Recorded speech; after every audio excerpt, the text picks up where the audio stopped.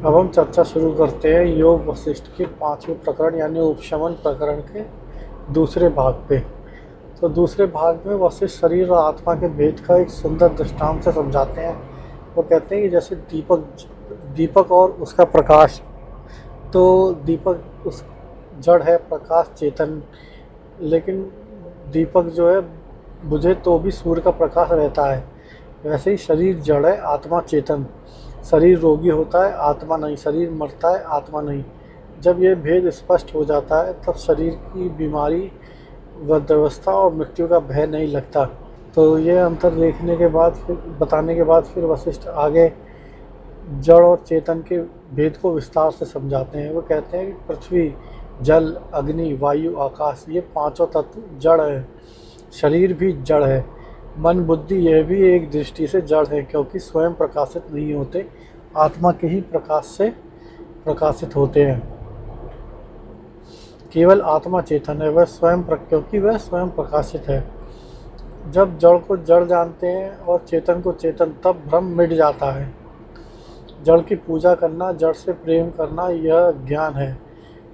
चेतन आत्मा को जानना, यही सच्चा ज्ञान है। वशिष्ठ चित्त की शुद्धि के व्यवहारिक उपाय बताते हैं। वो कहते हैं कि सत्य भाषण यानी कि सत्य बोलना, इससे भी चित्त शुद्ध होता है। झूठ बोलने से चित्त में वृत्तियाँ आती हैं। सत्य से शुद्धि। अहिंसा यानी कि हिंसक विचारों से चित्त मलिन होता है, अहिंसा से कोमल रहता है।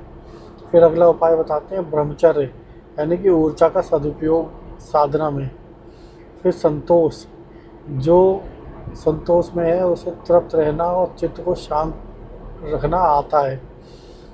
फिर तप यानी कि कठिनाइयों में संभाव से रहना और मन को मजबूत, ये प्रक्रिया मन को मजबूत बनाती है। ये उपाय चित्त को उस दर्पण की तरह साफ करते हैं जिसमें आत्मा का प्रकाश स्पष्ट दिखे। फिर वशिष्ठ सत्य की महिमा बताते हैं। वशिष्ठ कहते हैं सत्य केवल नैतिक नियम नहीं, आत्मा का स्वभाव है। जो व्यक्ति सदा सत्य बोलता है उसके चित्त क्रमशः ब्रह्म के समान शुद्ध और स्थिर होने लगता है। असत्य बोलने से एक असत्य छुपाने के लिए 10 और असत्य बोलने पड़ते हैं। मन उलझता है, सत्य से मन सरल और हल्का रहता है। वशिष्ठ कहते हैं उपनिषदों में सत्यम ब्रह्म कहा गया है, यानी ब्रह्म भी परम सत्य है। जो सत्य में जीता है वो ब्रह्म के निकट जीता है। वशिष्ठ अहिंसा का व्यापक व्याख्या करते हैं। वो कहते हैं केवल शारीरिक हिंसा ना करना ही पर्याप्त नहीं है। मन से किसी को भी कष्ट देने का विचार ना आए, ये मानसिक अहिंसा है। वचन से भी कटु अपमानजनक शब्द ना निकलें, ये वाचिक अहिंसा है। और कर्म से भी किसी के प्राणी को हानि ना पहुँचे, ये शारीरिक अहिंसा है। वशिष्ठ कहते हैं कि जब सब में ब्रह्म देखते हैं तब दूसरों को कष्ट देना और अपने आप को कष्ट देना समान हो जाता है। इसलिए ज्ञानी स्वाभाविक रूप से अहिंसक होता है, नियम से नहीं किसी बल्कि बोध से। फिर वशिष्ठ संतोष को समस्त धनों में सर्वोच्च धन बताते हैं। वो कहते हैं कि जो संतुष्ट है उसे किसी और की आवश्यकता नहीं है, वो स्वयं पूर्ण है। असंतुष्ट व्यक्ति के लिए सारी दुनिया का धन भी हो तब भी वो दरिद्र ही है, क्योंकि उसकी मांग कभी पूरी नहीं होती।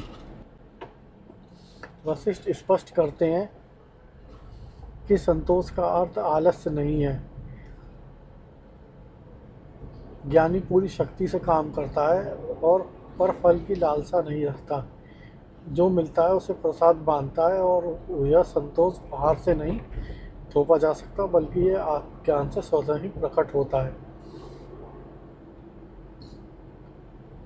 फिर वशिष्ठ तप की व्यापक और सही परिभाषा देते हैं।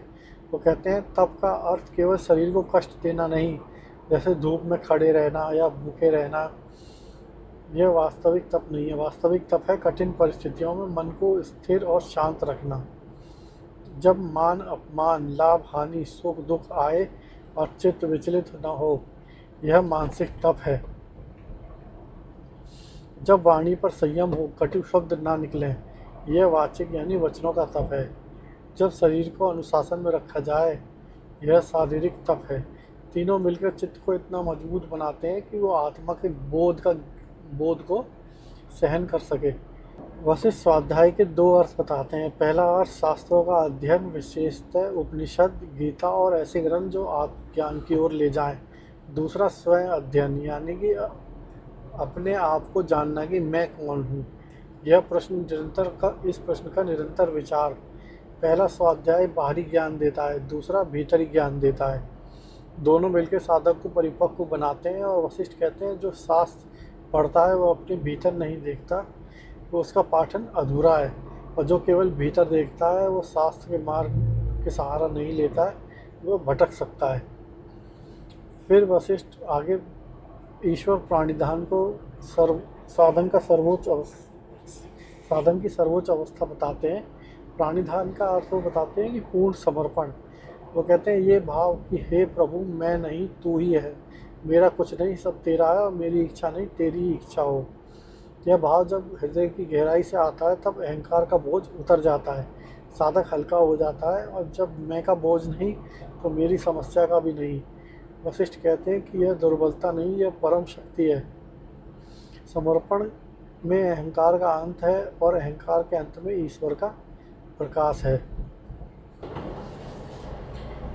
वशिष्ठ दिन और रात्रि का सुंदर रूपक प्रस्तुत करते हैं। वो कहते हैं अज्ञान रात्रि है, उसमें सब स्पष्ट और भय है। ज्ञान दिन है, उसमें सब स्पष्ट है, भय नहीं, भ्रम नहीं। जैसे रात्रि में रस्सी में सर्प दिखाई देता है, दिन में वही सामान्य रस्सी बन जाता है, सर्प का भ्रम मिट जाता है। ज्ञान आने पर अज्ञान वैसे ही मिट जाता है। जैसे दीपक जलने पर अंधकार मिट जाता है, वैसे ही रात्रि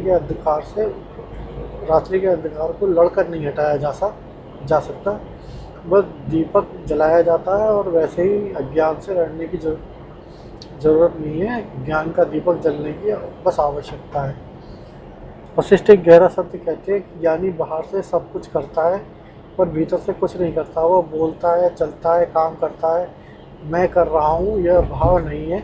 जैसे कठपुतली नाचती है पर नाचने का श्रेय तार खींचने वाले को है, कठपुतली को नहीं। वैसे ज्ञानी का शरीर कर्म करता होता है पर करता भाव नहीं। गीता में ऐसे ही कहा गया है कि मैं वास्तव में कुछ भी नहीं करता।